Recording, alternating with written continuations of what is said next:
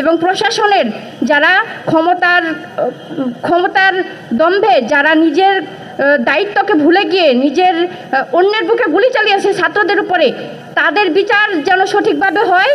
আমি সেই জন্য যেন এই কমিটি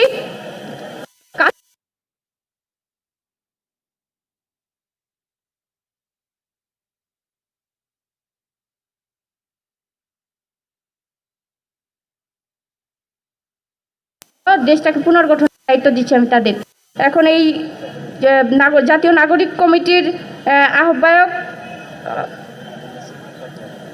আহ্বায়কের দায়িত্ব পালন করবেন মোহাম্মদ নাসির উদ্দিন পাটোয়ারি, সদস্য সচিবের দায়িত্ব পালন করবেন আক্তার হোসেন এবং মুখপাত্র হিসেবে দায়িত্বে থাকবেন সামান্তা শারমিন। আমি এখন সামান্তা শারমিন আপু বক্তব্য পাঠ করবেন, আমি তাকে লিখিত বক্তব্য পাঠের অনুরোধ করে আমার বক্তব্য শেষ করছি। আসসালামু আলাইকুম।